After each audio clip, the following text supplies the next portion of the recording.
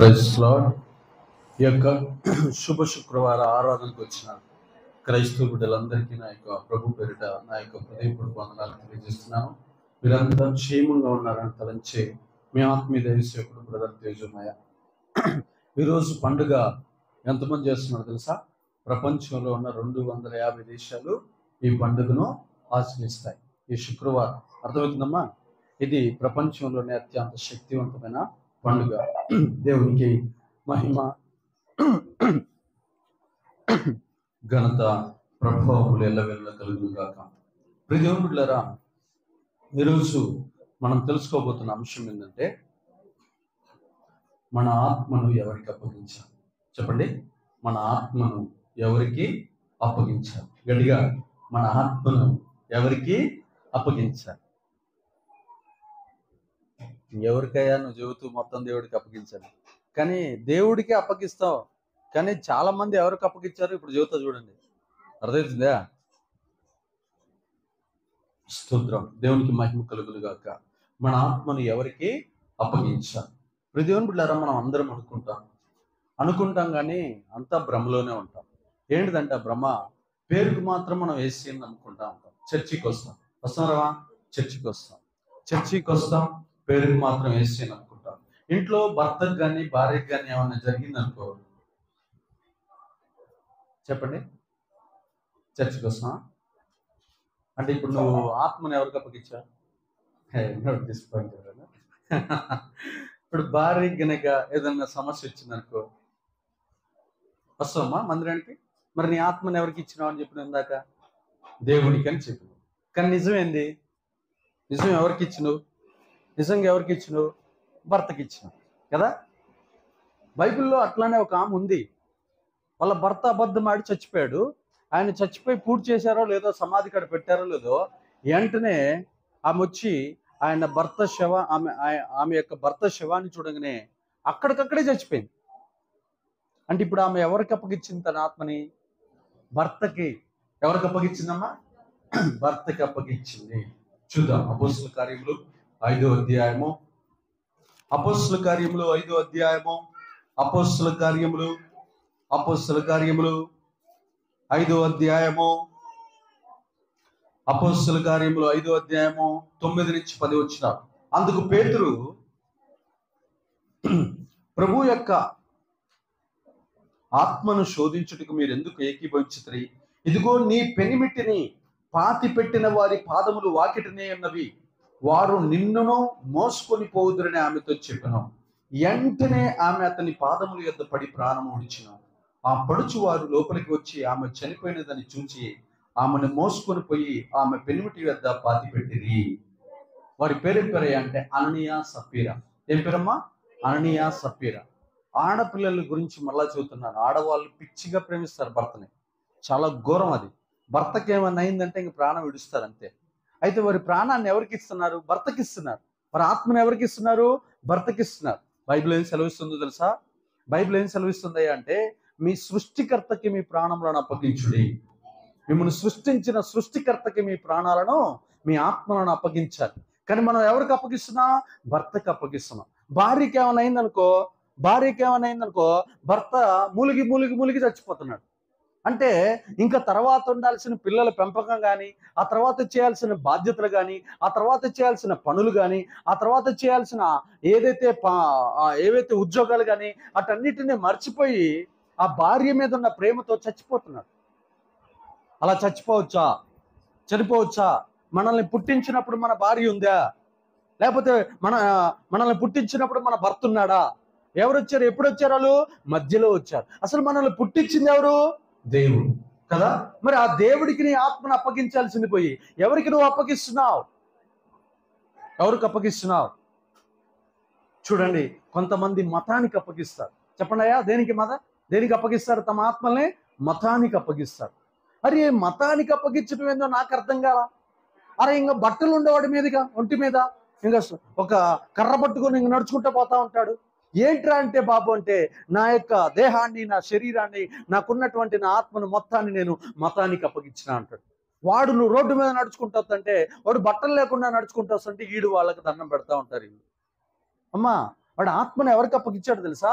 మతానికి అప్పగించాడు. మతానికి అప్పగించిన వాడి శరీర దేహానికి కనబడుతున్న రహస్య భాగాలకి మనం దండాలు పెట్టకూడదు. అది ఎంత తప్పో తెలుసా? ఇప్పుడు దేవుని బిడ్డలారా, భర్తకి కానీ, భార్యకి కానీ, కొడుకు కానీ, కూతురుకు కానీ అప్పగించడానికి కాదు నీ లోపల దేవుడు ఆత్మ పెట్టింది. నీ ఆత్మ శ్రేష్టమైనది. ఎన్ని కష్టాలు వచ్చినా, ఎన్ని బాధలు వచ్చినా, ఎన్ని ఇరుకులు వచ్చినా, ఎన్ని ఇబ్బందులు వచ్చినా నువ్వు ఏం చేయాలో తెలుసా? దేవునికి నీ ఆత్మను అప్పగించుకోవాలి. ఎవరికి అప్పగించాలి? దేవునికి నీ ఆత్మను అప్పగించాలి. దేవునికి నీ ఆత్మను అప్పగించకపోతే నీ ఆత్మను లాక్కొని పోతారు చాలా మంది. నీ ఆత్మను తీసుకుపోయే శక్తులు చాలా ఉన్నాయి. ఇప్పుడు దేవుని బిడ్డలారా, కొంతమంది ఇంకా దేనికి అప్పగిస్తారయ్యా అంటే దయ్యాలకు అప్పగిస్తారు. చూడండి, మొదటి కొరింథీయులకు రాసిన పత్రిక 10వ అధ్యాయం 20వ వచనం. మొదటి కొరింథీయులకు రాసిన పత్రిక 10వ అధ్యాయము 20వ వచనం. 10వ అధ్యాయము 20వ వచనం. లేదు కానీ అన్య జనులు అర్పించు బలులు దేవునికి కాదు దయ్యములకే అర్పించుచున్నారని చెప్పుచున్నారు. మీరు దయ్యములతో పాలివారగుట నాకు ఇష్టము లేదు. అమ్మా, ఎవరికంట అర్పించేది బలులు? గట్టిగా చెప్పండి అమ్మా. ఎవరికి అప్పగిస్తున్నారు బలులు? దయ్యములకు అర్పిస్తున్నారు. దయ్యాలకు మీరు అర్పించే బలులన్నీ ఎవరికి అప్పగిస్తున్నారు? దయ్యములకు అర్పిస్తున్నారు. వారి లక్షణాలు చూసుకోండి, వారి గుణాలు చూసుకోండి, వారి స్వభావాలు చూసుకోండి. వారు 2-3తోటి అక్రమ సంబంధాలు కలిగి ఉంటారు. 100 మందితో పాపం చేసి ఉంటారు. వారు ఎన్నో రకాలైన పాపాలు, తప్పులు, మోసాలు, నరహత్యలు చేసి ఉన్నారు. వారికి మీ ఆత్మలను అప్పగించుకోవద్దు. అవి మీరు అర్పించే అర్పణలన్నీ మా దేవునికి కాదు దయ్యములకు అర్పిస్తున్నారు. కొంతమంది చూడండి, అక్కడికి పోతాడు ఒక విగ్రహ శక్తిని అక్కడ పెట్టుకొని ఇంకా అక్కడ కూర్చొని రాత్రంతా కూర్చొని, అమ్మా నువ్వు నాకు ప్రత్యక్షంగా అని కోరుకుంటూ, ఇక ఎవరిని కావాలో చెప్పు, కోడి కావాలా, మేక కావాలా, కుక్క కావాలా, లేకపోతే నరబలి కావాలా, చిన్నపిల్లలు కావాలా, కన్య పిల్లలు కావాలా, ఎవరు కావాలో చెప్పు, వారిని ఏ నక్షత్రంలో పుట్టిన వారో చెప్పు, వారిని నీకు తెచ్చి అప్పగిస్తాను, నాకు మాత్రం వరాలు ఇవ్వు. అంటే వాళ్ళు అర్పించే బలులు ఎవరికి? దేవునికా దెయ్యాలకా? దేవుడైతే మనిషిని తీసుకొని వచ్చి నరికి నాకు చంపురా అని చెబుతాడా? మీరు ఆలోచించట్లా? అంటాడా? దేవుడైతే నాకు ఒక అమ్మాయి, ఇదిగో పలానా వాళ్ళ ఇంట్లో వాళ్ళ కోడలు ఉంది, ఆ అమ్మాయి పలానా నక్షత్రంలో పుట్టింది, ఆ అమ్మాయిని తీసుకొచ్చి నా ఎదురుగా తెగ నరకని చెబుతాడా? బతికిస్తాడా? మరి ఇలా ఎవరికి అర్పిస్తున్నారు ఈ బలులు? దయ్యములకు అర్పిస్తున్నారు. వారి జీవితాన్ని, అది కూడా ఏమంటో తెలుసా? దయ్యము లాస్ట్గా ఏమంటో తెలుసా? మీరు ఏం చేయాల్సి, నాకు వాళ్ళొద్దు ఆ చిన్నపిల్లలొద్దు, ఫస్ట్ నీ ఆత్మను నాకు అప్పగించు. నీ ఆత్మ ఎంతమంది దేవుళ్ళు కనపడ్డా ఎవరి దగ్గరికి పోకూడదు, నాకాడే ఉండాలని చెప్పుద్ది. అప్పుడు వాళ్ళు ఏం చేస్తారా అంటే, అమ్మ తీసుకోమ్మా, ఆత్మను తీసుకోమ్మా అని బాండ్ రాసిస్తారు. ఆ బాండ్ తీసుకొని ఒక వరం ఇస్తుంది. ఆ వరంతో అందరికీ కీడు చేస్తూ ఉంటాడు. చాలా మంది దెయ్యాలకు బలులు అర్పిస్తున్నారు. అర్థమవుతుందా ప్రియదేవుని బిడ్డలారా? కొంతమంది సర్పాలకి, కొంతమంది సృష్టికి, కొంతమంది వస్తువులకి, కొంతమంది రకరకాలైనటువంటి చెట్టుకి, పుట్టకి, గుట్టకి, రాళ్ళకి, రప్పలకి, కొండలకి, బండలకి, మాట్లాడని వాటికి, మనుషుల్ని కాటేసి చంపే వాటికి, కుక్కలు కరిసేటటువంటి వాటికి, పందులు పెంట తినేటటువంటి వాటికి ఆరాధన చేస్తూ ఉన్నారు. వాటి ఆత్మలను అప్పగిస్తున్నారు. చూడండి ప్రియదేవుని బిడ్డలారా, మీకు తెలవట్లా, మీకు అర్థం కావట్లా ఎంతమంది ఎలాంటి. నేను ఒక చిన్న క్లిప్పింగ్ చూసి ఒక పాస్టర్ పంపించాడు. బాగా 100 సంవత్సరాల వయసు ఉంది ఆయనకి. 100 సంవత్సరాల వయసు ఉంటే ఆయన ఒక డాన్స్ పిల్లల డ్రామా అది ఉంటుంది కదా స్టేజీ, ఆ 100 సంవత్సరాలు ఆయన డాన్స్ పిల్లల పక్కన డాన్స్ చేస్తున్నాడు. అంటే వాళ్ళ లోపల ఏముంది? ఏముందమ్మా? వాళ్ళ లోపల లోకం పనిచేస్తుంది, నాట్యం పనిచేస్తుంది, సాతాను శక్తి పనిచేస్తుంది. అరే 100 సంవత్సరాలప్పుడు మరి నాకు సిగ్గు రావాలి, నేను వయసు అమ్మాయి పక్కన ఎగరకూడదు, ఇది తప్పు, సభ్య సమాజం అని అనుకుంటున్నాడా? అక్కడికి పోయి ఆమె మీద వెకిలి శాస్త్రాలు చేస్తున్నాడు. అంటే 100 సంవత్సరాల వయసుకు కూడా శరీర ఇచ్చలు చచ్చిపోవని చెప్పడానికి రుజువుగా ఆ వీడియో నా దగ్గరికి పంపించాడు. శరీరంలో ఉన్న ఇచ్చలు ఏమైపోవట? కాముకత్వపాత్మ, వ్యభిచారపాత్మ, జారత్వపాత్మ, అబద్ధపాత్మ, ఇవేవి అల్లరితో కూడిన ఆటపాటలు కానీ ఏవి కూడా మనిషిని బాడీ ఉన్నంత కాలం విడిచిపెట్టవు. కాబట్టి ప్రియ దేవుని బిడ్డలారా, మన ఆత్మను ఎవరికి అప్పగించాలి? మన ఆత్మను మనల్ని సృష్టించిన సృష్టికర్తకు అప్పగించాలి. మన ఆత్మలో అమ్మకి, నాన్నకి, తమ్ముడికి, చెల్లికి, భర్తకి, కుక్కకి, పాముకి, గుట్టకి, పొట్టకి, లేకపోతే ఇంటికి కాదు అర్పించాల్సింది, అప్పగించాల్సింది. మన ఆత్మను దేవునికి అప్పగించాలి. హల్లెలూయా. దేవునికి మహిమ ఘనత ప్రభావం కలుగును గాక. ప్రియ దేవుని బిడ్డలారా, మొదటి రాజుల గ్రంథం ఒకసారి చూడండి. మొదటి రాజుల గ్రంథం 11వ అధ్యాయం 28వ వచనం. మొదటి రాజుల గ్రంథము 11:28. 11:28. మొదటి రాజుల గ్రంథము 11:28. అయితే యెరోబాము అను ఇతడు మహాబలాఢ్యుడై ఉండగా యవనుడగు ఇతడు పని యందు శ్రద్ధ గలవాడని సొలొమోను తెలుసుకొని యోసేపు సంతతి వారు చేయవలసిన భారమైన పని మీద అతన్ని అధికారిగా నిర్ణయించెను. ప్రియ దేవుని సంగమా, ఇక మూడో అంశం ఏంది? మొట్టమొదటి దేనికి అప్పగిస్తారంట? భార్య భర్తకి, భర్త భార్యకి, అంటే బంధువులకు అప్పగిస్తారు ఆత్మని, ప్రాణాన్ని. ఇక రెండోది ఎవరికి అప్పగిస్తున్నారయ్యా అంటే దయ్యాలకు అప్పగిస్తున్నారు వారి యొక్క ఆత్మల్ని.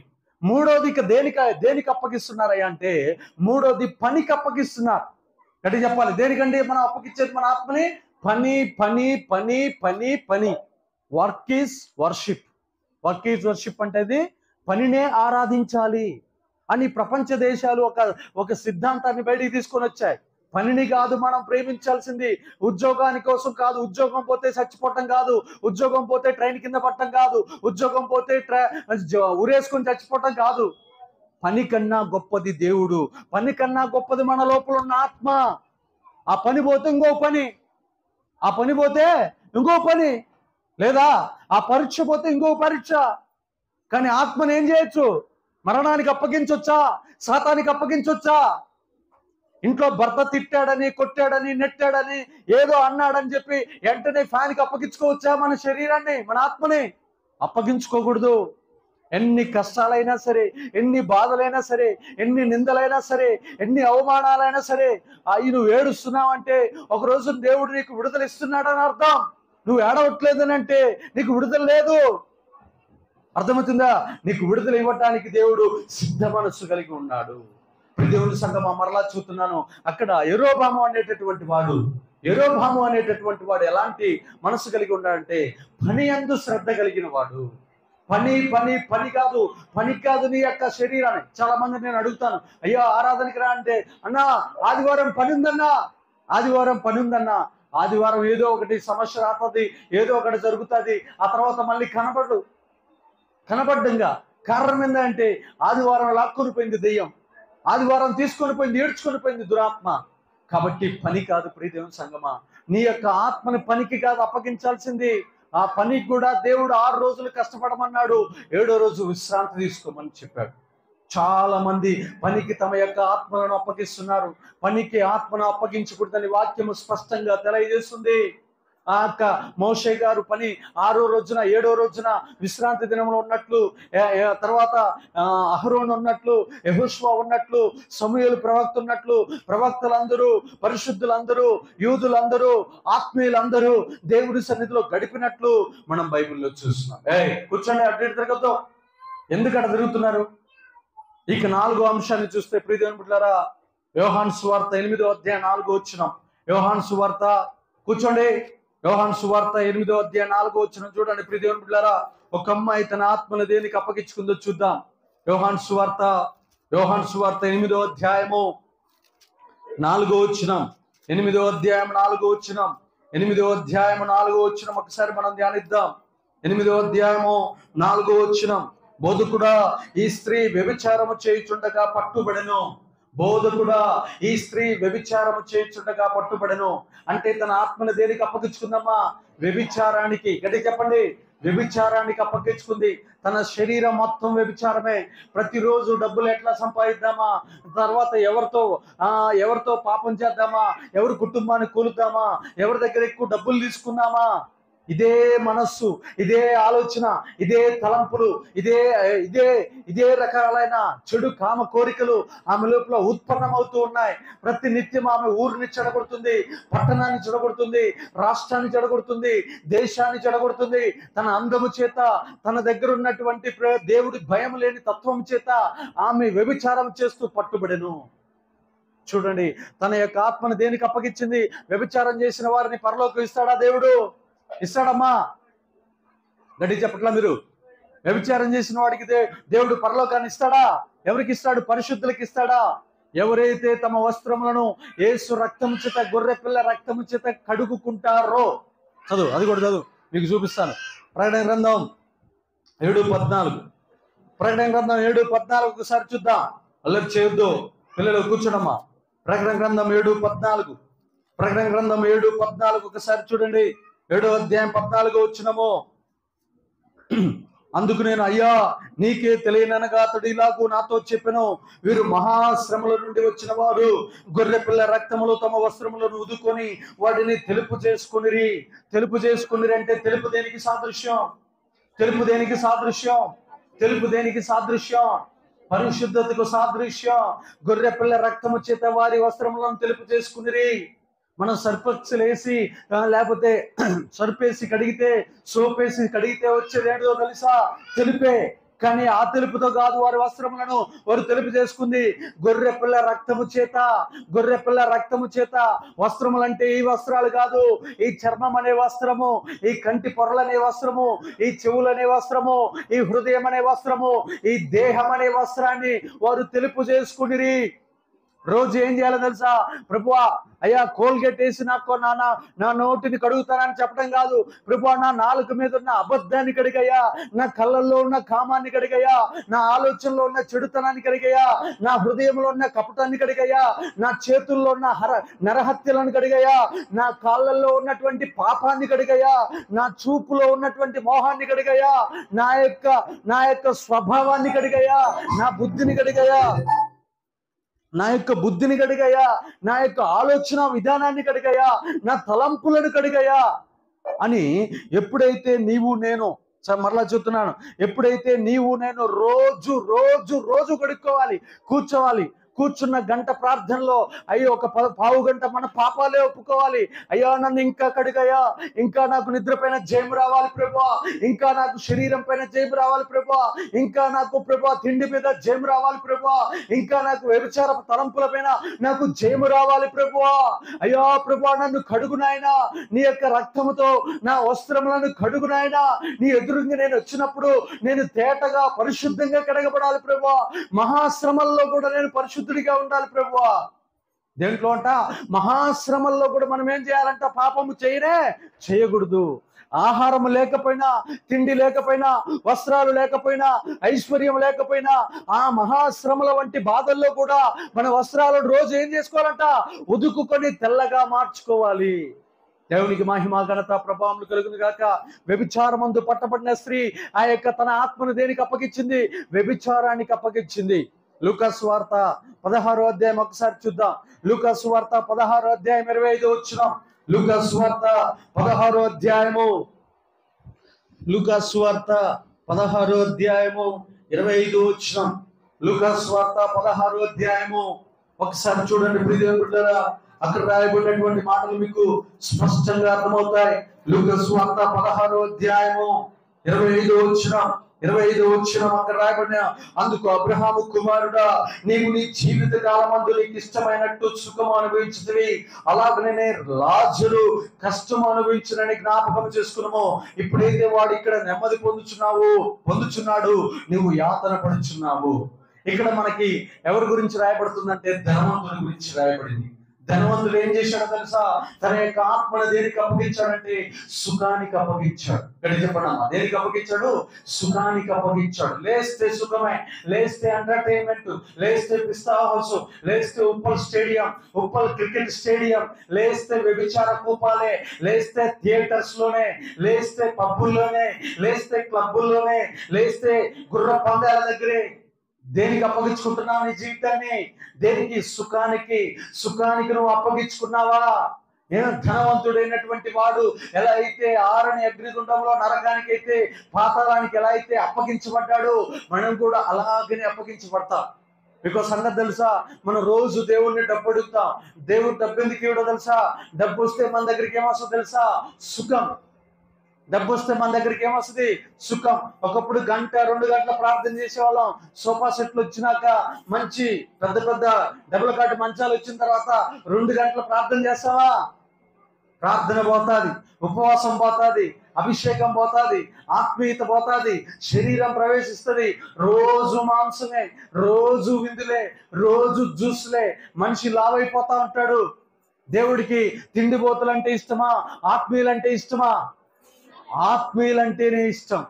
కాబట్టి ఆయన ఏమంటాడు తెలుసా? దీర్ఘశాంతంగా దయ చూపిస్తూ, నా కృప నీకు చాలును, ఉన్నదాంతో తిని తృప్తి చెంది పరలోకం సాధించుకో, పరలోకం సాధించుకో, పరలోకం సాధించుకో అంటాడు. కానీ మనం రోజు దేవుణ్ణి ఏమని అడుగుతాం? ₹1,00,00,000 కావాలి, 10 కోట్లు కావాలని అడుగుతా ఉంటాం. దేవుడు ఏమంటాడు? నా కృప నీకు చాలు, నా కృప నీకు చాలు. నాకు కూడా అదే చెప్తాడు. నేనేమన్నా పెద్ద అయింది, ఎవడికైనా అదే మాట. ఆలోచించిన ప్రియ దేవుని బిడ్డలారా, ఇక్కడ రాస్తున్న మాట ఏందో తెలుసా? సుఖానికి నీ ఆత్మను అప్పగించుకోకూడదు.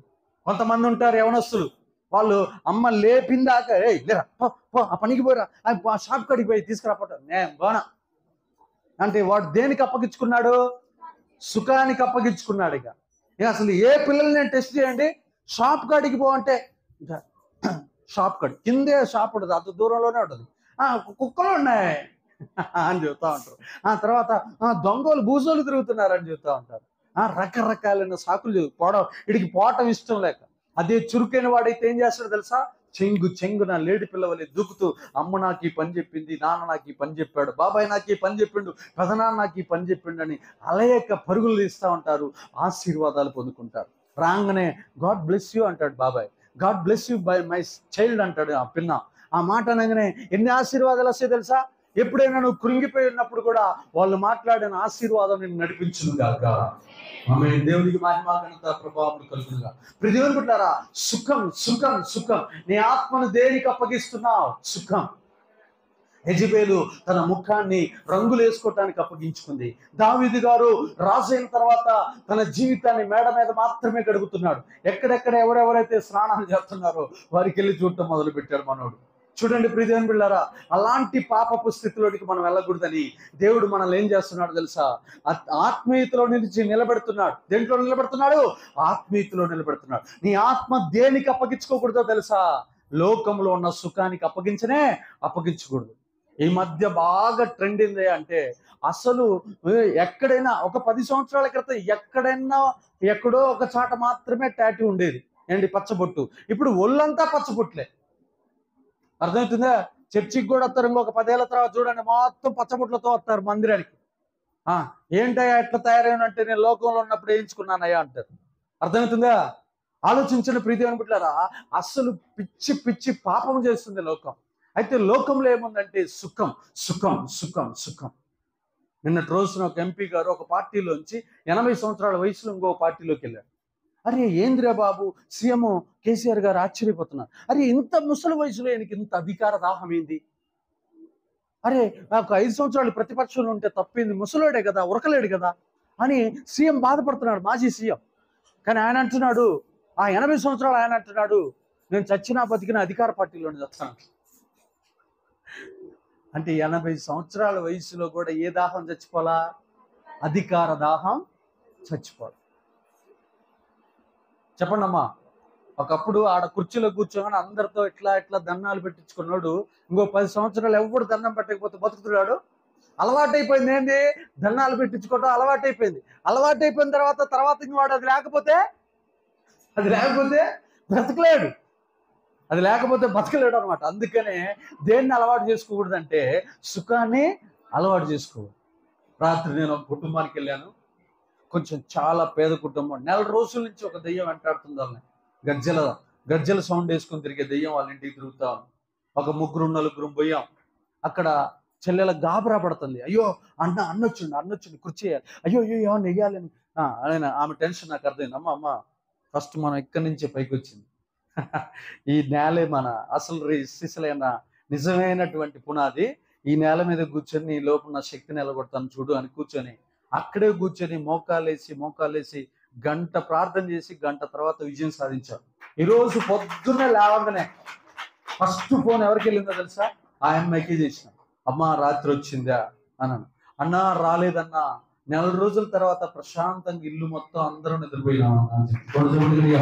దేవునికి మహిమ ఘనత ప్రభావం కలుగునుగాక. నీ ఆత్మను దేవునికి అప్పగిస్తున్నా. చెప్తున్నా, అడుగుతున్నాను, ఏమో అడుగుతుంటే మేము ఏం చేయలేదన్నా అంటుంది. కాదమ్మా కాదు, గొడవలు ఉన్నాయి ఇంట్లో. ఎవరెవరితో గొడవ పడ్డావు చెప్పు, వాళ్ళే చేశారు నీకు చాటుబడి. చెప్పమ్మా అంటే, అన్న అసలు ఏం లేదన్న. ఒకటో ప్రార్థన, రెండో ప్రార్థన, మూడో ప్రార్థన, నాలుగో ప్రార్థన, 11 ప్రార్థనలలో 5వ ప్రార్థన కాడికి పోగానే నిజం చెబుతుంది. అన్న నిజంగా మాకు మా మరిదికి గొడవలు ఉన్నాయన్న. అయ్యే అయితే కొట్టుకున్నారు కూడా, తిట్టుకున్నారు, జైలుకి కూడా పోయించారు. అవుట్. ఇప్పుడు జైలుకి పోయించినోడు ఊరుకుంటాడా? ఊరుకుంటాడా? ఏం చేస్తాడు? మళ్ళీ మేము క్రిస్టియన్స్ అన్నా అని చెబుతారు. క్రిస్టియన్స్ అన్నా అని చెప్తే అవతలోడు క్రిస్టియన్ కాకపోతే ఊరుకుంటాడా? మనల్ని ఊరుకుంటాడా? ఎప్పుడైతే ఒప్పుకుందో మళ్ళీ బంధించా, అసలు ఇంకా ఇంటి జోలికి రాకుండా, ఎవడు ఆ ఇంటికి వెళ్ళి చూడకుండా ఇంటి చుట్టూ మొత్తం అగ్నికంఠ చేసి ప్రార్థన చేసి వచ్చాం. దేవునికి మహిమ ఘనత ప్రభావములు కలుగును గాక. స్తోత్రం. ప్రియదేవుని బిడ్డలారా, చూడండి దేనికి అప్పగించుకుంది ఆ స్త్రీ? వ్యభిచారానికి తన దేహాన్ని అప్పగించుకుంది, తన ఆత్మను అప్పగించేసుకుంది. ఆ తర్వాత మనం చూద్దాం మొదటి రాజుల గ్రంథము 16వ అధ్యాయము. మొదటి రాజుల గ్రంథము 16వ అధ్యాయము. మొదటి రాజుల గ్రంథము 16వ అధ్యాయము. మొదటి రాజుల గ్రంథము 16వ అధ్యాయము 25వ వచనం. మొదటి రాజుల గ్రంథము 16వ అధ్యాయము 16:25. 16:25. ఓమ్రి యెహోవా దృష్టికి చెడుతనము జరిగించి తన పూర్వీకులందరికంటే మరీ దుర్మార్గంగా ప్రవర్తించెను. ఆమేన్. చూడండి, ఓమ్రి యెహోవా దృష్టికి చెడుతనమును జరిగించి తన పూర్వీకులందరికంటే మరీ దుర్మార్గంగా ప్రవర్తించెను. చూడండి ప్రియదేవుని బిడ్డలారా, ఇక్కడ రాస్తున్న మాటని మనం పరిశీలిస్తే చెడుతనము, చెప్పండమ్మా, దేనికి అప్పగించాడు? తన శరీరాన్ని, తన ఆత్మనే చెడుతనానికి అప్పగించాడు. ఇంకా మరి దుర్మార్గుడు అన్నమాట. అయ్యా ఫలానా వాడు అక్కడ ఎదురు మాట్లాడు, ఏసైపో చూసుకుంటా పో అంటే చంపేయమని చెబుతున్నాడు, ఆర్డర్స్ ఇస్తున్నాడు. ఓమ్రి అనేవాడు ఏం చేస్తున్నాడు తెలుసా? మనుషుల్ని చంపేస్తున్నాడు, మరీ దుర్మార్గంగా ప్రవర్తిస్తున్నాడు. తన పూర్వీకులు 4 చంపితే 400 మందిని చంపుతున్నాడు. అర్థమవుతుందమ్మా? మన ఇంట్లో పూర్వీకులు ఎవరైనా ఉన్నారనుకో, వాళ్ళు తప్పులు చేశారనుకో, వాళ్ళలాగా మనం తప్పులు చేయకూడదు. వాళ్ళు చేసిన తప్పులు మనం చేయకుండా తుడిచేసుకోవాలి. మనకి వాళ్ళకి కంపారిజేషన్ చూపిస్తున్నాడు దేవుడు. చూడండి, వారి పూర్వీకులందరికంటే అధికంగా మరీ దుర్మార్గంగా ప్రవర్తించెను ఓమ్రి అనేవాడు. మరి నీ పూర్వీకుల కంటే నువ్వు మంచిదానివా చెడ్డదానివా? ఆలోచించండి. నీ పూర్వీకులందరికంటే మంచోడివా చెడ్డోడివా? ఇక్కడ చెడుతనమును గురించి, తన శరీరం మొత్తాన్ని, తన ఆత్మ మొత్తాన్ని చెడుతనానికి అప్పగిస్తున్నా. ఏసై చంపేసిరాపో, నీకెందుకు నేను చూసుకుంటానని చెప్పి మొత్తాన్ని చంపటం మొదలు పెడుతున్నాడు ఓమ్రి. దేవుని బిడ్డలారా, కపటానికి కానీ దుర్మార్గానికి కానీ వాడి భూమి లాగేసుకో వాడు పేదోడే కదా, కొట్టి తగిలే తన్నేసాయి అని అట్లా చెప్పాను అనుకో, దాని అర్థమైందో తెలుసా? మరి దుర్మార్గం అంటే ఏందో తెలుసా? డబ్బులు తీసుకొని ఇవ్వకపోవటం, ల్యాండ్ తీసుకొని ఇవ్వకపోవటం, వాళ్ళ నగలు తీసుకొని ఇవ్వకపోవటం, పిల్లల్ని లాక్కొని ఇంటికి తీసుకుపోయి వాళ్ళతో పాపం చేసి వాళ్ళని ఇంటికి రాకుండా చేయటం, ఇలా చేస్తుంది. నేను రోజున మా ఇంటికి ఒక చెల్లెలు వచ్చి వచ్చి ఏడుస్తుంది.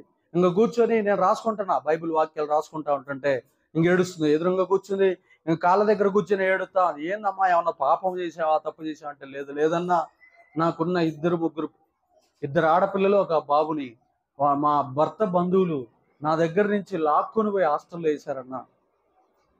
వాళ్ళని చూడటానికి కూడా నన్ను వెళ్ళనీయట్లేదన్నా అని ఏడుస్తుంది. ఎవరమ్మా వేసిందంటే పలానా ఆమె అని చెప్పింది. ఫోన్ నెంబర్ ఇస్తే నేను ఫోన్ చేస్తే అసలు అది నీ కాడికి ఎందుకు వచ్చింది అని ఆమె అంటుంది. అవన్నీ ఎందుకమ్మా, వాళ్ళ తల్లి కదా, ఏడుస్తుంది కదా, ఒకసారి చూపి అంటే నీ దిక్కున్నోడికి చెప్పుకోపో, ఏం చేసుకో నేను రానియను అంటుంది. ఎవరు? అవతల ఆమె భర్త బంధువు అట్లా అంటుంది. మరి సొంత తల్లికి ఎక్కువ అధికారాలు ఉంటాయా, అవతల ఆమెకి ఎక్కువ ఉంటాయా? తర్వాత ఇంక రెండోసారి మళ్ళీ ఫోన్ చేసిన, అమ్మా ఈసారి చట్టపరమైన చర్యలు తీసుకోవాలని అనుకుంటున్నాం, మరి ఇంకేం చేస్తావు అని అంటే, నీ ఇష్టం వచ్చింది చేసుకోపో అన్నది. రెండోసారి కూడా. ఇక మళ్ళీ మూడోసారి ఊరి పెద్దని పిలిపించి ఆయనతో మాట్లాడించిన తర్వాత నేను 3,000 ఖర్చు పెట్టినా నా 3,000 మాకు ఇచ్చేసి ఆ పిల్లలు ఆమె తీసుకుపోవాను. కూడా చెప్పండి గట్టిగా. దేవుడికి మేము చదువుని చెడగొట్టమని చెప్పలా. ఆమె ఏడుస్తుంది, 8 నెలలు అవుతుందంట హాస్టల్లో జాయిన్ చేసి. 3 చూడక తల్లి తల్లడిల్లిపోతుంది. ఇప్పుడు ఏమంటుంది ఆమె? నిరంకుశంగా మాట్లాడుతుంది. తల్లి ప్రేమని వెలగట్టొచ్చమ్మా? తల్లి ప్రేమను బంధించే శక్తి ఏ చట్టానికైనా ఉందా? ఇప్పుడు మేము గనక స్టేషన్కి పోతాం, ఎక్కడ ఉంటుందో తెలుసా? ఆలోచించండి ప్రియమైన బిడ్డలారా, జస్ట్ ఒకసారి పోయి చూసి వస్తుంది. మా కారులోనే తీసుకువెళ్ళి చూపించి మళ్ళీ తీసుకొని వస్తా అంటే, అవన్నీ కాదు, అవన్నీ కాదు, మొత్తం తీసుకుపోమన్నాను. అంటే నేను చాలా మంచి చేసినాననే ఫీలింగ్లోనే ఆమె ఉంటుంది, కానీ సరే తీసుకురండి అయ్యా, మరి అది తప్పే అనే ఆ మాట ఆమె దగ్గరికి రావట్లేదు. ఆలోచించడు ప్రియ దేవుని సంగమా, ఇక్కడ చెడుతనము, మరి దుర్మార్గము, మరి కసాయితనం, మరీ మరీ మరీ కఠినత్వంతో నిండిపోయిన. అలాగనే మనకు బైబిల్లో ఫరో కూడా అలాగనే కనిపిస్తాడు. అయ్యా, మేము 3 రోజులు అంత దూరం పోయి మా దేవుడిని ఆరాధన చేసుకుని వస్తాం అంటే, వద్దు, అస్సలు మీరు వెళ్ళటానికి వీలు లేదంటాడే. అరే, బందీయటం దాన్ని, దుర్మార్గం అన్నమాట. నా కాళ్ళ కిందే ఉండాలి, నా చెప్పు చేతల్లోనే ఉండాలి, నేను చెప్పినట్టే వినాలి. అలాంటి వారిని ఊరుకుంటాడా? అలాగా వారు దేంట్లో ఉన్నారో తెలుసా? మరి దుర్మార్గంలో, చెడుతనంలో బంధించబడి ఉన్నారు. అలాంటి చెడుతనము మన లోపల ఉంటే ఈరోజు కడిగేసుకునేదము గాక, చెడుతనాన్ని మనం విడిచిపెట్టేదము గాక, చెడుతనము గుణాలన్నిటినీ మనము శుభ్రంగా కడిగి వేసుకునేదము గాక. దేవునికి మహిమ ఘనత ప్రభావం కలుగును గాక. నిన్న కాక శుక్రవారం రోజున ఒక పంచాయతీ జరిగింది. ఒక హిందువుల అబ్బాయికి, ఒక క్రిస్టియన్ అమ్మాయికి పంచాయతీ. ఒక 3 క్రిస్టియన్సే చేస్తున్నారు. పంచాయతీ చేసేది కూడా మళ్ళీ క్రిస్టియన్సే, పెద్దలు, పంచాయతీ పెద్దలు. అయితే ఆయన అంటాడు, నా భార్య నేను చేసుకున్నాను కాబట్టి నా భార్య నేను మాలేసినప్పుడు ఆమె దీపారాధన చేయాలంటాడు. కాదయ్యా, మరి పెళ్లి చేసుకునేటప్పుడు ఆ అమ్మాయి నేను క్రిస్టియన్ అని చెప్పిందా లేదంటే చెప్పింది. చెప్పేటప్పుడు నా మతం నాదే, నీ మతం నీదే అని కూడా చెప్పింది. మరి ఇప్పుడు ఏందయ్యా అంటే, నేను ఆమెను ఏలుకోవాలంటే అంతే చేయాలి, లేకపోతే వదిలేస్తా.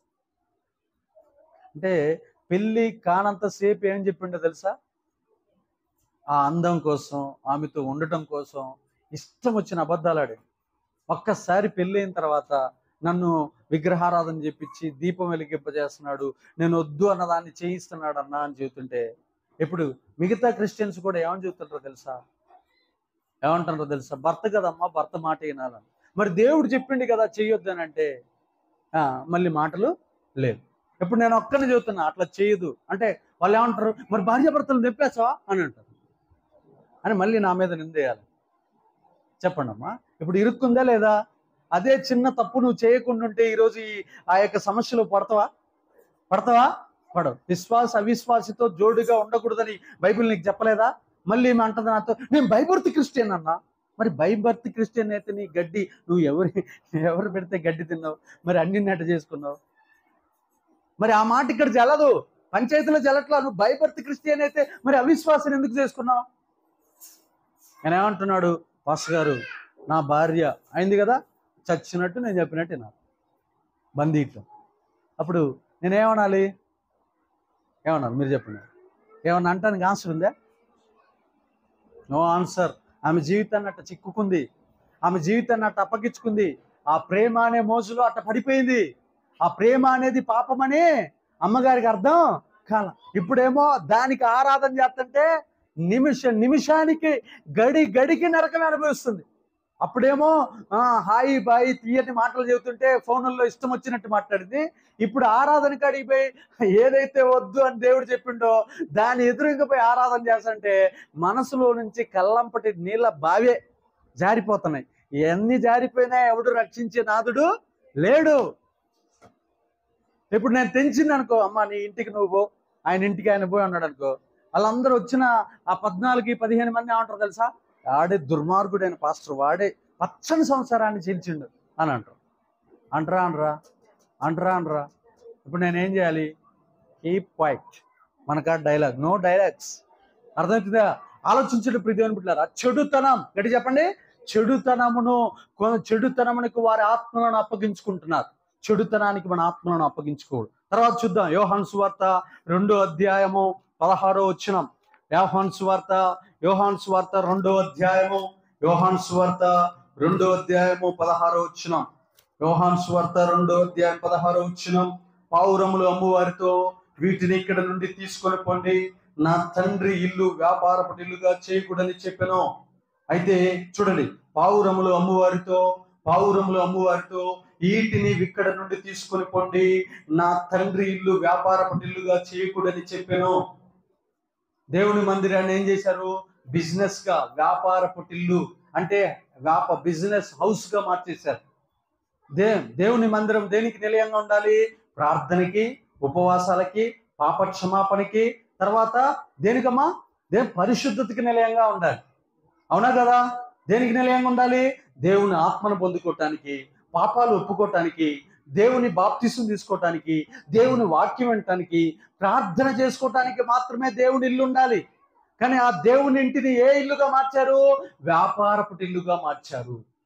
చూడండి, వ్యాపారానికి అప్పగించుకున్నారు. ఆదివారం రోజున ఎలాంటి వ్యాపారం చేయకూడదురా అంటే వీళ్ళు ఆదివారం రోజే ఎక్కువ బిజినెస్ చేస్తారు మందిరంలో. కొన్ని పెద్ద సంఘాలు ఉంటాయి, వాళ్ళ వాళ్ళ ఆంతరంగ జీవితంలో వెనకున్న మనసు ఏందో తెలుసా? ఈరోజు 1,00,000 మంది 10 లక్షల మంది వస్తారు, ఈరోజు బాగా వ్యాపారం జరుగుద్ది. వ్యాపారం చేయటానికి కాదు నువ్వు చేయాల్సింది, ప్రార్థనా నిలయంగా మార్చాలి దాన్ని. దేని నిలయంగా? యేసుప్రభు ఏమంటున్నాడు చూడండి, ఏ నిలయం అని చెప్తున్నాడు చూడండి. ఇక్కడ ఇది నా తండ్రి ఇల్లు, నా తండ్రి ఇల్లు వ్యాపారపు ఇల్లుగా. ఏ ఇల్లుగా చేయకూడదంట? వ్యాపారపు ఇల్లుగా చేయకూడదు. కొంతమందికి ఎప్పుడు వ్యాపారమే, ఎప్పుడు బిజినెస్సే. అయ్యో ఇవాళ ఆఫీస్కి వెళ్తే 5,000 వస్తాయి, అయ్యో ఇవాళ అక్కడికి రియల్ ఎస్టేట్కి వెళ్తే 10,000 వస్తాయి, అయ్యో ఇవాళ అక్కడికి పోతే ఎక్కడికి వెళ్తారు 2 ప్లాట్లు అయిపోతాయి. వ్యాపారపు మనస్సు. దేనికి అప్పగించుకున్నారు? వారి ఆత్మనే వ్యాపారానికి అప్పగించుకున్నారు. మన చర్చికి ఒక ఆయన వస్తాడు, రియల్ ఎస్టేట్లో పనిచేసే ఆయన చెప్పాడు, అన్న ఆదివారం రా అంటే నేను చెప్పాను, అయ్యా అన్న ఒక్క రిక్వెస్ట్ అన్నా, నీ ఒకే ఒక చిన్న విషయం అన్నా అని. చెప్పమ్మా, చెప్పు, ఏం చేయాలంటే, ఏం లేదన్నా, సాయంత్రం ఆరాధన ఉదయం ఆరాధన నా కోసం ఒక అరగంట పెట్టన్నా అన్నాడు. సరే, నీతో పాటు ఒక 10 మంది వస్తే కంటిన్యూ చేస్తా అని చెప్పిన. ఇంకా మనోడు ఆదివారం రోజు రియల్ ఎస్టేట్ చేస్తాడు అనమాట. ఆదివారం రోజు ఇంకా నేను సాయంత్రం అన్నా ఉదయం అన్నా చెప్పగానే అది వినిపోతున్నాడు. ఇంకా లాస్ట్కి ఆయన నన్ను ఏమంటున్నాడు తెలుసా? ఇంకా నేను చెప్తున్నా, వీళ్ళు రాట్లా, ఒకటే ఆరాధన జరుగుతుంది మంచిగా. నా వల్ల కాక తమ్ముడు, నేను అట్లా చేయలేను, నీ ఒక్కడి కోసం అంటే, అన్న నువ్వు చేయాల్సిందే అని బంధిస్తున్నాడు. ఇక నీ వల్ల కాదు, నా వల్ల కాదు, అట్లా చేయకూడదు అంటే నన్ను తన కంట్రోల్లోకి తీసుకోవటానికి అలవాటు చేస్తున్నాడు. కావాలంటే నన్ను డబ్బుతో కొనాలని ఆలోచన చేస్తున్నాడు. అలాంటి ఏమి కుదరవు తమ్ముడు. నిజంగా దేవుని మందిరానికి ప్రజలు వస్తే ఖచ్చితంగా నేనేం చేస్తా? ఆరాధన నడిపిస్తా. కానీ మనం స్టార్ట్ చేసినాక రాకపోతే దాన్ని నా స్వాధీనంలో ఉంటుంది, కానీ నీ స్వాధీనంలో ఉండదు. దేవునికి మహిమ కలుగును గాక.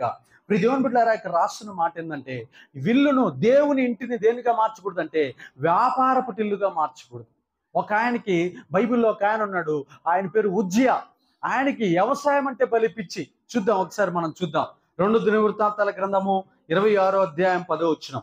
2 దినవృత్తాంతాల గ్రంథము 2 దినవృత్తాంతాల గ్రంథము 2 దినవృత్తాంతాల గ్రంథము 2 దినవృత్తాంతాల గ్రంథము 26:10 26:10 చూడండి, అక్కడ రాయబడిన, అదియుగాక షెఫేలా ప్రదేశంలోను మైదాన ప్రదేశంలోనే అతనికి విస్తారమైన పశువులు ఉండగా అతడు అరణ్యంలో దుర్గములు కట్టించి అనేకమైన బావులు త్రవ్వించును. వ్యవసాయమందు అతడు అపేక్ష గలవాడు గనక పర్వతాలలోను కర్మేలులోను అతనికి వ్యవసాయకులను ద్రాక్ష తోట పనివారును కలిగి ఉండేది. వ్యవసాయం అందు అతనికి ఏం కలిగి ఉందంట? అపేక్ష. చెప్పండమ్మా, ఉజ్జియా రాజు గారికి ఏముందంట? వ్యవసాయం పట్ల అపేక్ష ఉన్నది. తన యొక్క ఆత్మను దేవునికి అప్పగిస్తున్నాడు. దేనికి అప్పగిస్తున్నాడు? వ్యవసాయానికి అప్పగిస్తున్నాడు. కొంతమంది ఉద్యోగానికి అప్పగిస్తారు, కొంతమంది సుఖానికి అప్పగిస్తున్నారు, కొంతమంది క్యాస్ట్కి అప్పగిస్తారు. నా కులం కోసం నేను చచ్చిపోతానంటారు. కొంతమంది మతం కోసం చచ్చిపోతా ఉంటారు, కొంతమంది ప్రాంతం కోసం చచ్చిపోతారు. నేను ఈ ప్రాంతానికి వచ్చినప్పుడు 2010 ఆ టైంలో ఇంకా తెలంగాణ ప్రాంతం రాలా, దగ్గర 500-600 మంది బలిదానాలు చేస్తున్నారు ఈ ప్రాంతం కోసం. వాళ్ళంతటా వాళ్ళు చచ్చిపోతున్నారు, కానీ వాళ్ళకి ఎలాంటి ఉపయోగాలు లేవు. వాళ్ళు ఎందుకు పుట్టారో వారికి అర్థం కాకుండా చచ్చిపోయారు. వారి ఆత్మలు దేనికి అప్పగించారు? ప్రాంతానికి అప్పగించారు. అయితే ఆత్మ ఎంత శ్రేష్టమైందో ఎవరికి అర్థం కావట్లా. యేసు ప్రభు వారు అక్కడే చెబుతున్నాడు, నా ఆత్మను ఎవరికి అప్పగిస్తున్నాను తెలుసా? పరలోకంలో ఉన్న తండ్రి, నేను నీకు అప్పగిస్తున్నాను. యోహాను సువార్త ఒకసారి చూడండి. యోహాను సువార్త మనం చూస్తే, లూకా సువార్త 23:15 లూకా సువార్త 23:15 లూకా సువార్త 23:15 ఒకసారి చూద్దాం. లూకా సువార్త 23:15 23:15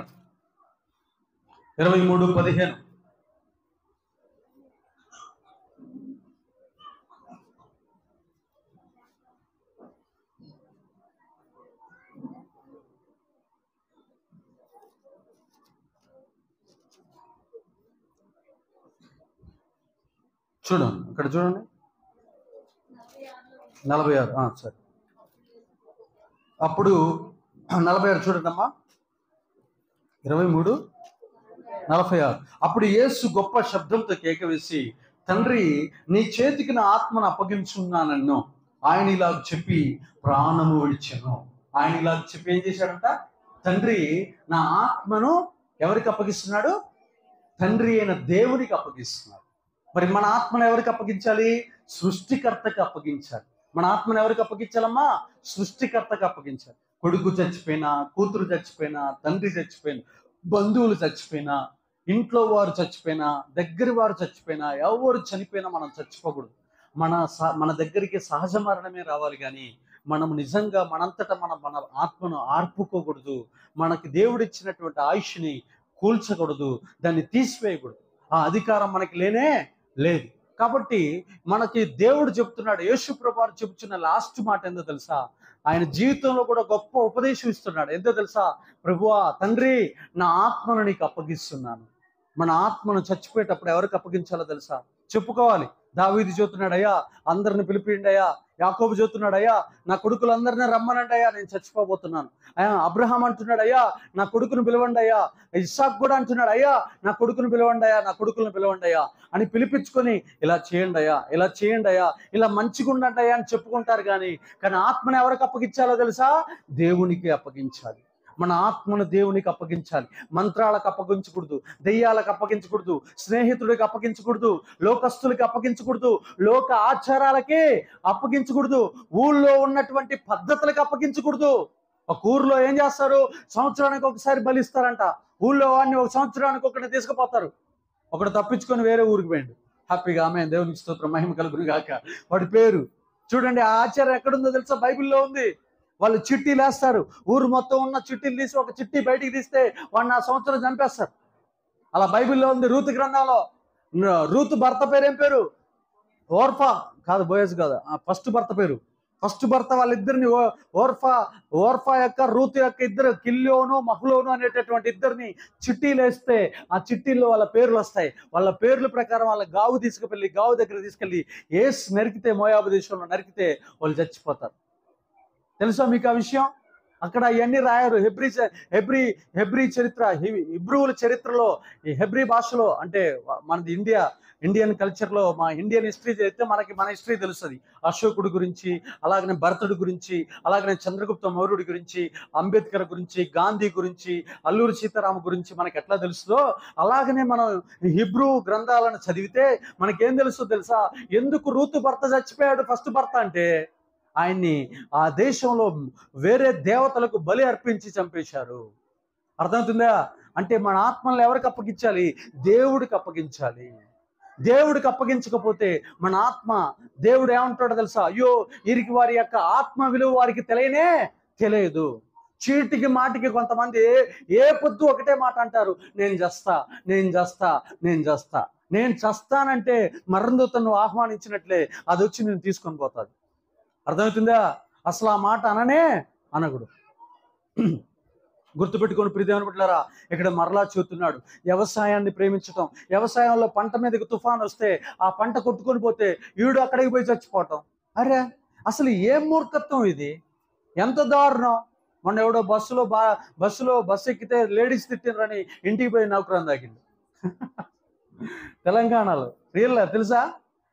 నన్ను ఆడదిట్టుతుంది అని అట్లా రకరకాలైనటువంటి ఆలోచనలు. అంటే వాడి ఆత్మ విలువ వాడికి అర్థమో కావట్లా. ఇంకా చూద్దాం ప్రియదేవుని పిల్లారా, 2 రాజుల గ్రంథము 2 అధ్యాయము ఒకసారి ధ్యానిద్దాం. 2 రాజుల గ్రంథము 2 అధ్యాయము 2 రాజుల గ్రంథము 2 అధ్యాయము 2 రాజుల గ్రంథము 2 అధ్యాయం ఒకసారి చూడండి ప్రియదేవుని బిడ్డలారా. 2 రాజుల గ్రంథము 2 అధ్యాయము 23 నుంచి 25 వచనాలు. అక్కడి నుండి అతడు బేతేలునికి ఎక్కి వెళ్ళెను. అతడు త్రోవను పోవచ్చుండగా బాలురు పట్టణంలో నుండి వచ్చి బోడివాడా ఎక్కిపొమ్ము అని అతన్ని అపహాస్యం చేయగా, అతడు వెనుకకు తిరిగి వారిని చూసి యెహోవా నామమును బట్టి వారిని శపించను. అప్పుడు 2 ఆడు ఎలుగుబంట్లు అడవిలో నుండి వచ్చి వారిలో 42 బాలురులను చీల్చివేశాను. 42 మంది పిల్లలు చచ్చిపోయారండి. ఎందుకో తెలుసా? అల్లరి అల్లరి, రే బోడోడా, అరే బట్టతలోడా, అరే ఎగతాళి, అపహాస్యం చేశారంట.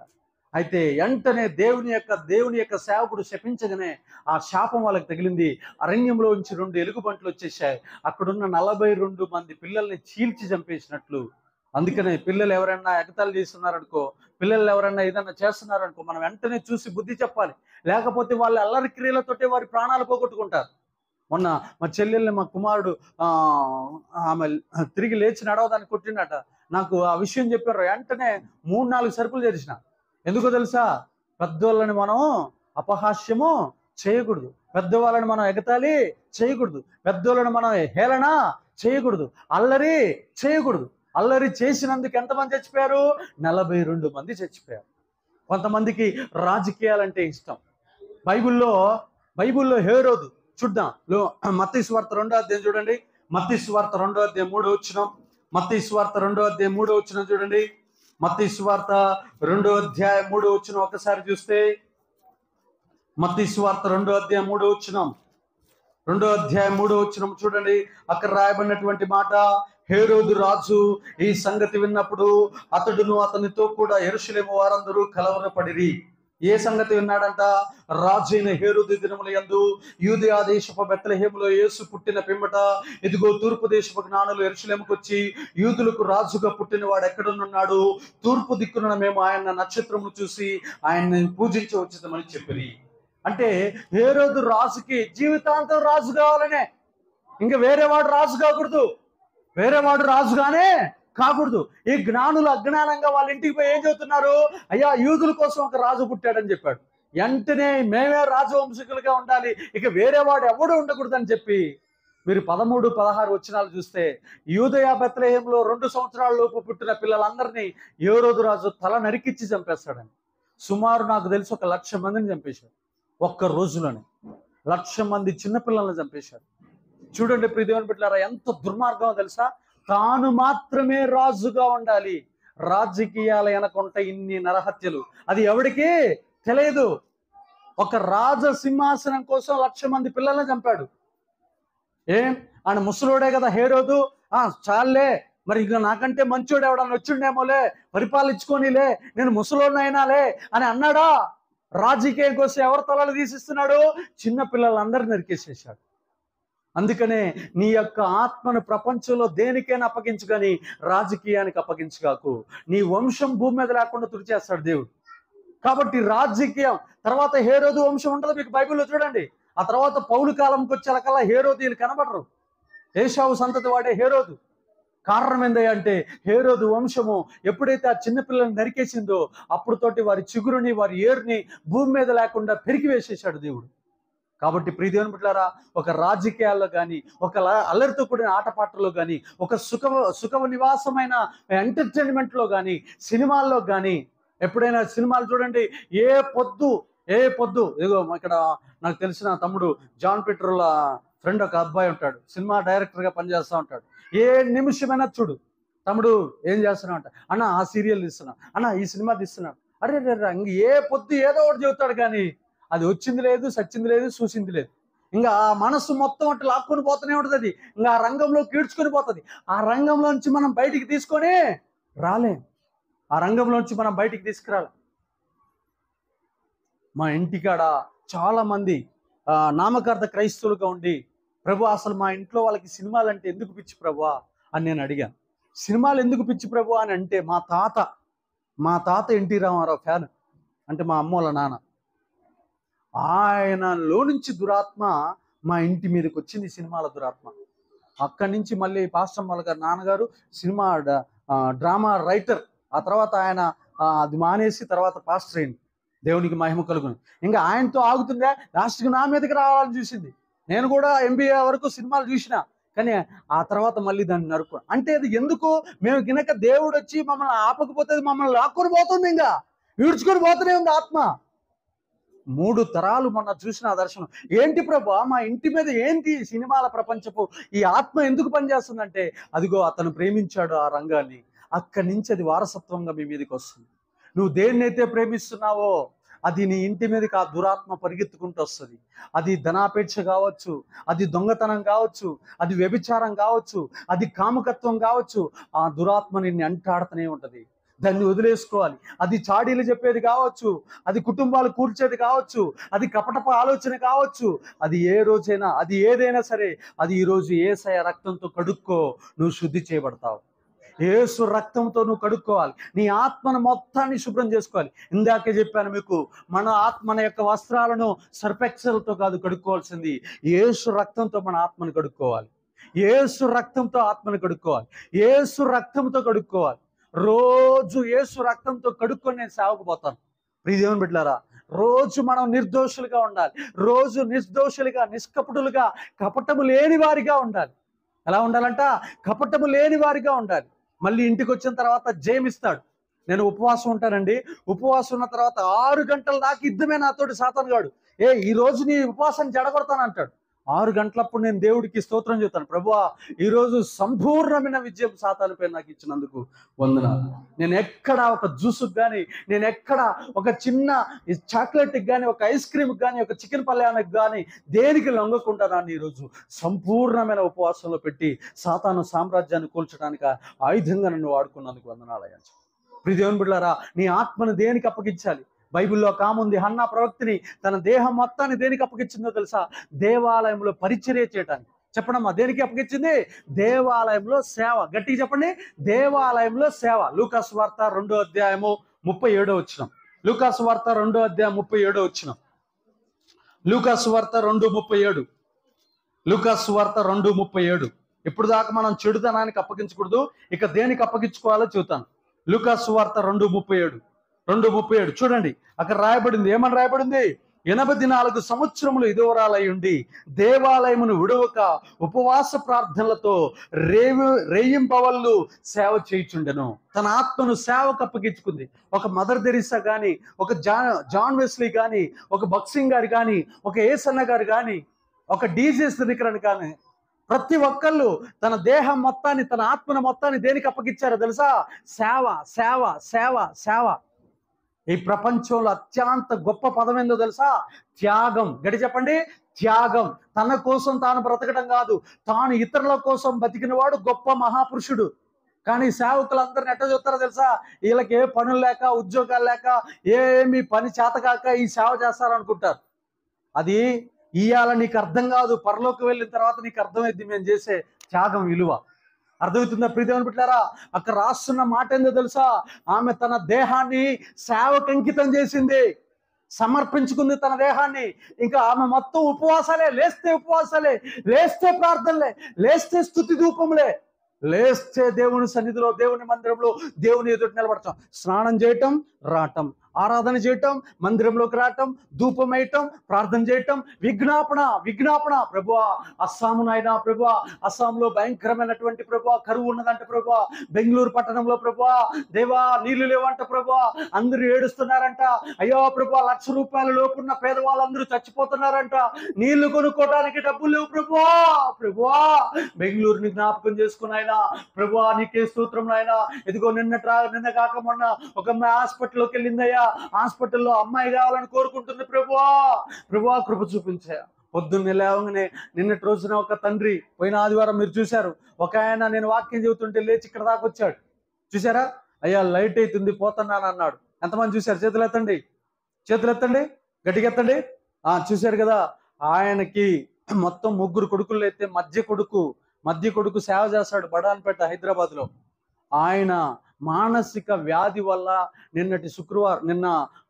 ఏ రోజు మొన్న బుధవారం రోజున చనిపోయాడు. మొన్న చచ్చిపోతే నిన్న కార్యక్రమం మొన్న చచ్చిపోయాడు. ఫోన్ చేసి ఏడుస్తున్నాడు. ఇప్పుడు ఆయన మన చర్చికే వస్తున్నాడు. ఆయన ఇంకనికి వస్తే ఆయన ఏం చెప్పాలో, ఆయన ఎలా ఆదరించాలో అర్థం కావట్లా. తెల్లారంగానే లేవంగానే ప్రార్థన చేస్తున్నాను, కళ్ళంపటి నీళ్ళు ఆయనే జ్ఞాపకం వస్తున్నాడు. ఇంకా ఏడుస్తున్నా, ప్రభువా ఆ కుటుంబాన్ని ఆదరించయ్యా, ఆ కుటుంబాన్ని ఆదరించయ్యా, ఆ కుటుంబాన్ని ఆదరించు ప్రభువా, అక్కడున్న సేవకులతో ధైర్యపరచయ్యా. ఆ తండ్రి ఏడుస్తున్నాడయ్యా, ఆ చెల్లెళ్ళు ఏడుస్తున్నారు ప్రభువా, అయ్యా కాపాడు. నువ్వు విజ్ఞాపన ప్రార్థన చేస్తే, నువ్వు ఇతరుల కోసం విజ్ఞాపనలు చేస్తే, ఆ విజ్ఞాపన ప్రార్థన శక్తి ఇతరులను కాపాడుతుంది, ఇతరులను ఏం చేస్తుంది, కాపాడుతుంది. మనం ఇక్కడుండి ప్రార్థన చేస్తే బిడ్డ అడ్డం తిరిగిన అబ్బాయి కూడా చక్కగా బయటకు వస్తాడు. హల్లెలూయా. ఆ తర్వాత ఈ కడుపుల నొప్పి వచ్చిందనుకో, కడుపుల నొప్పి తగ్గిపోద్ది. తలనొప్పి వచ్చిందనుకో, ఎగ్జామ్స్ రాయడానికి పోయినప్పుడు తలనొప్పి ఎగిరిపోతుంది. అలాగా ప్రతి కోణంలో ఆత్మదేవుడు నిన్ను ముట్టుకొని మేము ప్రార్థన చేసినప్పుడు ఆ ప్రార్థనా శక్తి మిమ్మల్ని తాకును గాక. ఆమేన్. కాబట్టి మనం ఏం చేయాలో తెలుసా, మన దేహాన్ని సమర్పించాలి. దేనికి? సేవకు సమర్పించాలి. పౌలు గారు ఏమంటున్నాడు తెలుసా, నా దేహాన్ని, నా ఆత్మని, నా ప్రాణాన్ని దేవుని సువార్తకు అంకితం చేస్తున్నా. దేనికంట? సువార్త చదువుదా ఒకసారి. అక్కడ రాయబడి ఉంటుంది, 1 కొరింథీయులకు రాసిన పత్రిక 1:17. 1 కొరింథీయులకు రాసిన పత్రిక 1:17. 1:17. బాప్తిస్మిచ్చుటకు క్రీస్తు నన్ను పంపలేదు కానీ క్రీస్తు యొక్క శిలువ వ్యర్థము కాకుండానట్లు వాక్చాతుర్యం లేకుండా సువార్త ప్రకటించుటకే ఆయన నన్ను పంపెను. వాక్చాతుర్యం లేకుండా క్రీస్తు శిలువను ప్రకటించుటకే ఆయన నన్ను పంపెను. దేవునికి మహిమ కలుగునుగా. అర్థమవుతుందా? దేనికి మన ఆత్మను అప్పగించుకోవాలో తెలుసా? సువార్త చేయటానికి అప్పగించుకోవాలి. గట్టి చెప్పండి, సువార్త చెప్పుకోవటానికి అప్పగించుకోవాలి. అలాగనే మన ఆత్మను తండ్రికి అప్పగించాలి. ఎవరికి అప్పగించాలి? తండ్రికి అప్పగించాలి. యేసుప్రభువారు తన ఆత్మను ఎవరికి అప్పగించాడు? తండ్రికి అప్పగించాడు. ఇంకొకటి దేనికి అప్పగించాడు తెలుసా? దేవా, నువ్వు నా చేతికి అప్పగించిన పనిని సంపూర్ణము చేసి ఉన్నాను. పనికి, ఏ పని? దేవుడు అనుగ్రహించిన పనికి తన ఆత్మను అప్పగించాడు. దేవుడి చిత్తానికి తన ఆత్మను అప్పగించాడు. హల్లెలూయా. దేవునికి మహిమ ఘనత ప్రభావములు కలుగును గాక. మనకి బైబిల్లో ఒక ఆయన అంటాడు, ఆయన పేరేం పేరు తెలుసా? కోరహు. చెప్పండి, ఆయన పేరు పేరు కోరహు. తన జీవితం మొత్తం మీద సింహాసనం మీద కూర్చుంటాడు. హిందూ రాని, ముస్లిం రాని, పారసికుడు రాని, గ్రీకు రాని, ఎవడైనా రాని తన ఎదుటికి ఎవడికి వెళ్ళి న్యాయం ఉంటే వాడికి వెళ్ళి తీర్పు తీరుస్తాడు. ఆడి పేరే కోరహు. కాబట్టి ఆయన నీ నీతిని బట్టి కోరహును ఏర్పాటు చేసుకునేను. అంటే మనం దేనికి అప్పగించుకోవాలో తెలుసా? మన ఆత్మను నీతికి అప్పగించాలి. తమ్ముడు తనోడైన ధర్మం మనం తప్పకూడదు. క్రిస్టియన్ తప్పు చేసినా క్రిస్టియన్ ఖండించాలి, ఇతరులు తప్పు చేసినా ఇతరులను తప్పు చేయాలి. ఎవడికెళ్ళి తప్పు ఉంటే వాడు తప్పనాలి. మన చర్చికి వస్తారు కదా అని చెప్పి మన వాళ్ళని మనకెళ్ళి, మన చర్చికి రారు కదా అని పరాయాలను వేరేలాగా చూడకూడదు. అలాంటి పక్షపాతం ఉండకూడదు. కోరహు అన్యుడైనా కానీ దేవుడు అతను ఎందుకు ఏర్పాటు చేసుకున్నాడు తెలుసా? నీ యొక్క నీతిని బట్టి, నీ యొక్క దేహాన్ని, నీ శరీరాన్ని నీతికి అప్పగించావు కాబట్టి ఆ నీతిని బట్టి నేను నిన్ను సెలెక్ట్ చేసుకుంటున్నాను. నేను నిన్ను గొప్ప రాజుగా చేస్తాను. ప్రపంచ దేశాల్లో ఉన్న రహస్య ధనాగారాలన్నీ నీకు రాసిస్తాను అంటున్నాడు. ఆమేన్. దేవునికి మహిమ ఘనత ప్రభావం కల. ఇందాక చెప్పుకున్నాం కదా, ప్రకటన గ్రంథంలో ఉన్న పరిశుద్ధులు దేనికి అప్పగించుకున్నారు? తమ దేహాలని పరిశుద్ధతకి అప్పగించుకున్నారు. ఇంకా కొంతమంది అయితే తమ ప్రాణాలను బోధకు అప్పగించుకున్నారు. దేనికి అప్పగించుకున్నారంటే బోధకు అప్పగించుకున్నారు. లాస్ట్ మాట చదువుకుని ముగించుకుందాం. మొదటి పేతురు రాసిన పత్రిక ఒకసారి చూద్దాం. పేతురు రాసిన మొదటి పత్రిక 4:19. పేతురు రాసిన మొదటి పత్రిక 4:19. కాబట్టి దేవుని చిత్త ప్రకారము బాధపడి వారు సత్ప్రవర్తన గలవారై నమ్మకమైన సృష్టికర్తకు తమ ఆత్మలను అప్పగించుకొనవలెను. నమ్మకమైన సృష్టికర్తకు తమ ఆత్మలను అప్పగించుకొనవలెను. తమ ఆత్మలను చెప్పట్లా, నమ్మకమైన సృష్టికర్తకి తమ ఆత్మలను ఏం చేసుకోవాలంట? అప్పగించుకోవాలి. మన ఆత్మల్ని దెయ్యాలకు కానీ, మన ఆత్మల్ని దేవతలకు కానీ, పడిపోయిన దురాత్మలకు కానీ, సర్పాలకు కానీ, చీకటి శక్తులకు కానీ, మంత్రాలకు కానీ వీటికి అప్పగించుకోకూడదు. మన ఆత్మను దేనికి అప్పగించుకోవాలంటే, దేనికి అప్పగించుకోవాలమ్మా? సృష్టికర్త, మనల్ని పుట్టించిన సృష్టికర్తకు అప్పగించుకోవాలి. మనల్ని కన్న తల్లిదండ్రులు చచ్చిపోతారు, మనల్ని పెంచిన వాళ్ళు చనిపోతారు, మనల్ని పెద్ద చేసి మనకి సపోర్ట్ చేసిన వాళ్ళు కూడా చచ్చిపోతారు, మనకి ఎన్ను తట్టి ప్రోత్సహించిన వాళ్ళు కూడా చనిపోతారు. రేపొద్దున మనం కూడా చచ్చిపోతాం. కానీ దేవుడు పిలిచినప్పుడే చచ్చిపోవాలి. కానీ మధ్యలో మన ఆత్మను ఎవరికి అప్పగించుకోకూడదు. ఈ మాటలు దేవుడు దీవించి స్థిరపరిచి వర్ధిల్లింపచేయును గాక. ఆమేన్. ప్రార్థన చేసుకుందాం. అందరు దేవుని సన్నిధిలో తలవంచండి, దేవుని సన్నిధిలో ఏకీభవించండి. ప్రభు సన్నిధిలో ప్రతి ఒక్కరం ప్రతి ఒక్కరం ప్రభు మనతో సూటిగా మాట్లాడాడు. ప్రభువా అయా మాయలకి మంత్రాలకి ప్రభువా చెట్లకి పుట్టలకి గుట్టలకి జంతువులకి పాములకు అలాంటి వాటికి కాదు నాయనా మా ఆత్మను మేము అప్పగించుకోవాల్సింది నీ రక్తమునకు నాయనా, నీ పరిశుద్ధతకు ప్రభువా, నీ నీతికి ప్రభువా, అయ్యా నీ యొక్క భక్తికి నీ యొక్క భక్తికి నీ యొక్క భక్తికి నీ యొక్క భక్తికి నీ యొక్క భక్తికి మా ఆత్మలను అప్పగించుకోవాలి. నీ అన్న తల్లి సేవ నిమిత్తం తన యొక్క ఆత్మని ప్రభా దేవాలయంలో 84 సంవత్సరాలు ఆమె అయ్యా తన దేహాన్ని అయ్యా దేవుని మందిరానికి అప్పగించుకుంది. అయ్యా ప్రభువా ఇదిగో నాయన లాస్ట్గా నువ్వు వెళ్ళిపోతూ సిలువలో పలికావు నాయన. అయ్యా తండ్రి ఒక గొప్ప మాట చెప్పావు, లాస్ట్ మాట 7వ మాట ప్రభువా సూటిగా నీ ప్రజలతో మాట్లాడు. తండ్రి నువ్వు నాకు అప్పగించిన పనిని నేను ముగించుతని సమాప్తం చేసేదని ఇదిగో నా యొక్క ఆత్మను నీకు అప్పగించుచున్నాను అని చెప్పి ప్రాణం విడిచావు దేవా. ఈరోజు ఈ శుభ శుక్రవారం దినమున నీ పిల్లలందరికీ అమూల్యమైన సంగతులు నేను తెలియజేశాను ప్రభా. అయ్యా తండ్రి వారి ఆత్మలు ఎంత శ్రేష్టమనియో దేవుడు వారికి అప్పగించిన సువార్తని కానీ, దేవుడు వారికి అప్పగించిన పరిచయని కానీ, దేవుడు వారికి అప్పగించిన పనిని కానీ సంపూర్ణం చేసేంత వరకు ఎవరు అయ్యా వారి ఆత్మలను దేనికి అప్పగించుకోకూడదు నాయన.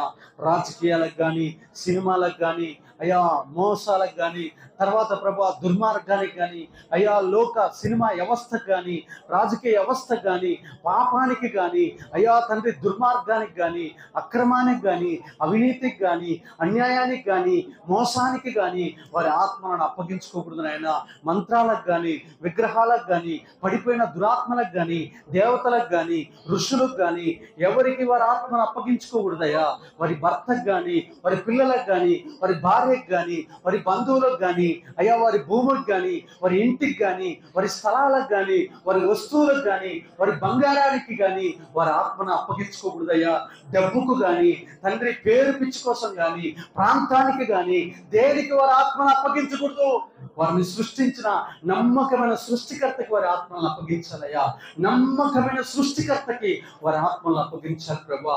మరణదూతను పిలవకూడదు నాయన. మరణదూత మా దగ్గరికి రాక తల్లికి నువ్వు మాకు అప్పగించిన పనిని సమాప్తం చేయాలి అయ్యా. ఇదిగో ఈ తల్లి నీ తల్లిని జాగ్రత్తగా చూసుకోమని ప్రభా యోహానికి నువ్వు చెప్పినట్లు మా బాధ్యతలన్నీ ఇతరులకు అప్పగించినాకే మేము చనిపోవాలి ప్రభా. మాకు ఇచ్చిన పరిచర్య మొత్తాన్ని ఇతరులకు అప్పగించినాకనే మేము చనిపోవాలి ప్రభా. నువ్వు మాకు ఇచ్చిన ప్రతి తలాంతులు, ప్రతి వరాలు, ప్రతి అయ్యో తండ్రి ప్రభా అయ్యా ప్రతి తలాంతుని, ప్రతి వరాన్ని, ప్రతి తండ్రి ప్రభా తండ్రి ఆత్మ ఫలాలను అయ్యా తండ్రి ప్రతి దీవెనలను, ప్రతి ఆశీర్వాదాలను మేము నాయన అనుభవించిన తర్వాత మా యొక్క ఎవరైతే హృదయానుసారులు ఆత్మానుసారులు ఉంటారో వారికి అప్పగించి తండ్రి నాయన మా ఆత్మను సృష్టికర్తనైన నీకు అప్పగించే భాగ్యం మాకు దయచేస్తాను నమ్ముచు నజరేయుడైన యేసుక్రీస్తు నామమున అడిగి వేడుకొని పొందుకొని ఉన్నాము తండ్రి. ఆమేన్ ఆమేన్ ఆమేన్ ఆమేన్. పాట పాడుచున్నగా అందరం లేచి నిలబడి కానుకలు సమర్పిద్దాం.